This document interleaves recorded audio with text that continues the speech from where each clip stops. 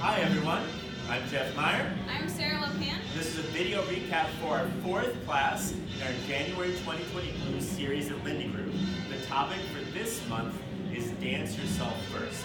And right now we're in the process of going over a large library of different types of movements that you can bring into your social dancing. So we went over a variety.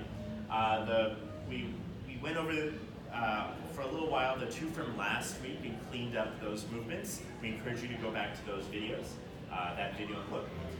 Then new patterns. We talked about the mooch.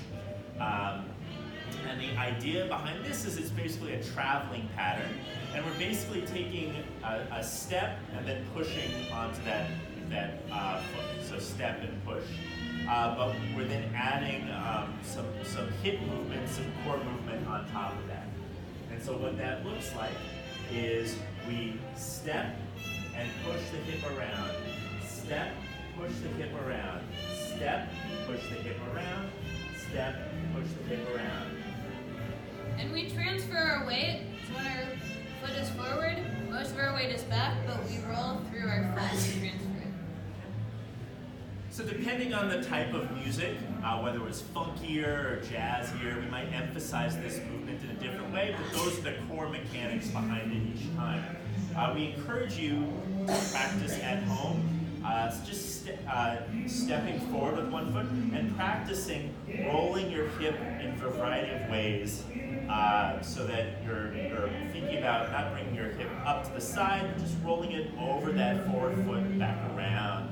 Get comfortable with that switch, roll over and around, right? And this kind of practice will help you for a variety of movements, but it'll help you for this one as well. Okay. Other comments? Yeah, so you might also think about this as coming from behind, so you're pushing your hip around instead of focusing really on your hip movement where you get a slightly different look. And you could also focus more on your legs and have also a slightly different look.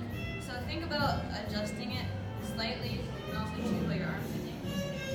So this is all part of the aesthetic choices that you have at your availability. Right?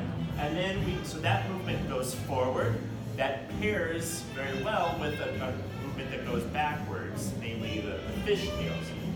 So at its core, a fishtail is you sit back, you bend one knee, and you bring your torso over to one corner of the room. Say, okay? This leg is for aesthetic. It doesn't have to be out here per se, but we think of it, we look for the lines of this leg. So when we straighten our leg, that collects our foot, and in the process of straightening our leg, we turn our torso, and then we bring that foot back, and we sit into that foot. Okay? And then we repeat that process. So we straighten our body, rotate our torso, rotate to the other corner, and sit back down. Right? And we want to smooth that process out just a little bit. Right? Have a nice continuous flow. And this is the fishtail. And in particular, we did the version where we travel a little bit back. Depending on your preference or what you do with your body, you can more or less do this in place if you do more rotation. But we use this to go back after we've gone forward with the mooches.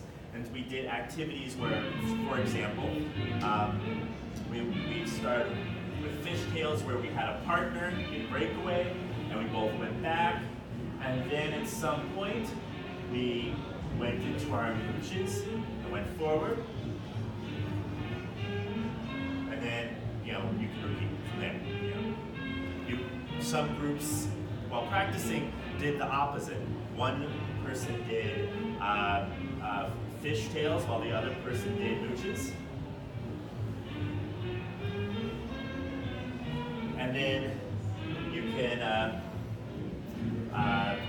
switch which person is doing the mooches, which person's doing the fishtails. So play around with it, have fun. Any other comments? That's it? All right, so that's it. Great job, everyone, and we'll see you all next week.